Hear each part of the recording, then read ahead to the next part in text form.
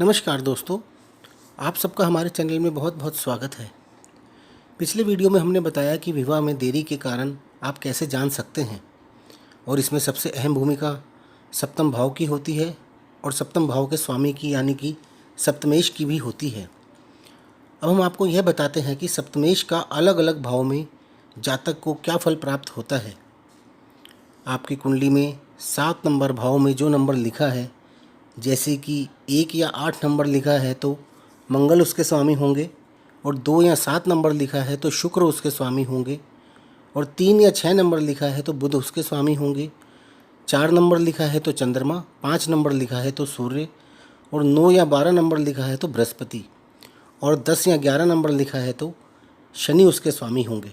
आप देखिए कि ये ग्रह कहाँ कहाँ बैठे हैं, यानी कि आपकी कुंडली के सप्तम भाव का स्वामी यदि लगन में यानी कि पहले भाव में है तो जातक स्त्री लंपट, दुष्ट व गंभीर हो सकता है। इसके अलावा वह रूपवान, अति चतुर, वात रोगी, धीर व भोगी स्त्री के लिए आतुर भी हो सकता है।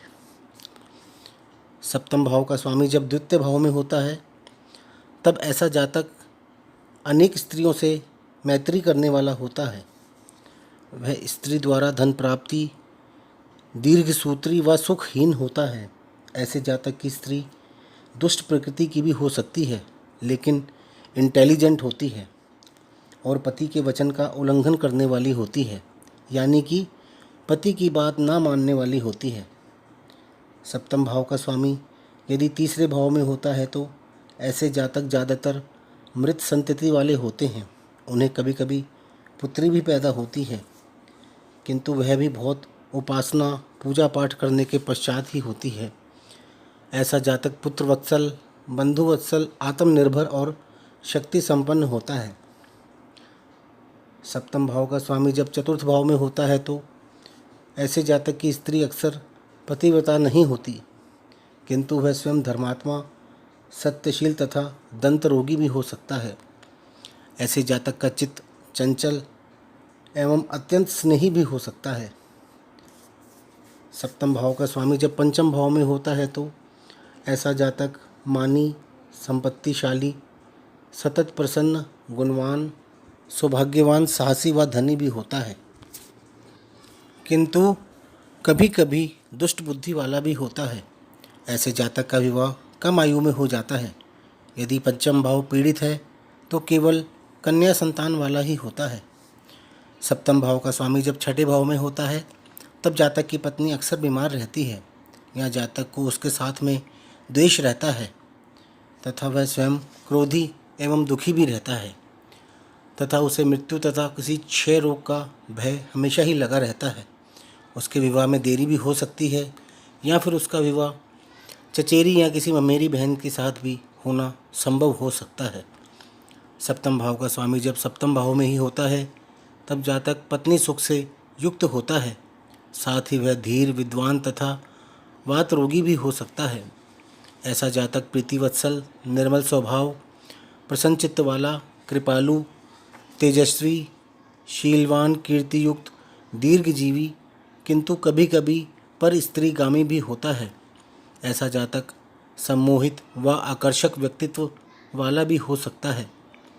सप्तम भाव का स्वामी जब अष्टम भाव में होता है तब जातक अक्सर स्त्री विहीन हो सकता है या उसकी स्त्री दुशीला, रुग्ना तथा वश में ना रहने वाली हो सकती है। ऐसा जातक कभी कभी वैश्यागामी, अपनी स्त्री से प्रेम रहित तथा पर स्त्री में आसक्त, कलही तथा क्रोधी भी हो सकता है। जातक के जीवन साथी की कम आयु में कभी कभी मृत्यु भी हो जाती है, इसलिए अष्टम भाव पर खास तौर से विचार किया जाता है, क्योंकि यह आपके जीवन साथी का मारक भाव होता है। सप्तम भाव का स्वामी जब नवम भाव में होता है तब जातक अनेक स्त्रियों से संभोग करने वाला, अनेक कार्य आरंभ करने वाला होता है। उसका चित्त स्त्रियों में ही लगा रहता है। वह अनेक कलाओं को जानने वाला होता है। उसकी स्त्री शीलवती तथा तेजस्वी होती है। उसके पिता विदेश में भी हो सकते हैं और उसका विदेश से भाग्योदय भी हो सकता है। यदि उसका सप्तमेश पीड़ित होगा तो उसकी पत्नी अधर्मी व फालतू के खर्चे करने वाली भी हो सकती है। सप्तम भाव का स्वामी जब दशम भाव में होता है तब जातक धार्मिक व पुत्र धन आदि से युक्त हो सकता है, किंतु उसकी स्त्री उसके अधीन नहीं रहती और वह राजद्रोही भी हो सकता है। सप्तम भाव का स्वामी जब एकादश भाव में होता है तो ऐसे जातक को स्त्री द्वारा धन प्राप्ति होती है, उसको कन्याएं अधिक होती हैं। ऐसे जातक की स्त्री शुभशील युक्ता तथा भक्ता भी होती है। सप्तम भाव का स्वामी जब द्वादश भाव में होता है तो जातक दरिद्र, एहसान ना मानने वाला, वस्त्र के द्वारा जीविका चलाने वाला होता है। उसकी स्त्री अधिक खर्चीली होती है, किंतु वह ग्रह व बंधुहीन होता है। विवाह में उसके विलंब भी हो सकता है। तो दोस्तों, इस प्रकार हम सप्तमेश की स्थिति देखकर जान सकते हैं कि इसका हमारे जीवन पर क्या प्रभाव पड़ेगा।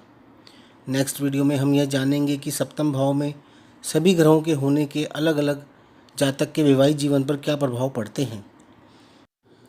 आपको यदि ये वीडियो पसंद आए तो इसे लाइक करें और हमारे चैनल को सब्सक्राइब भी करें। धन्यवाद।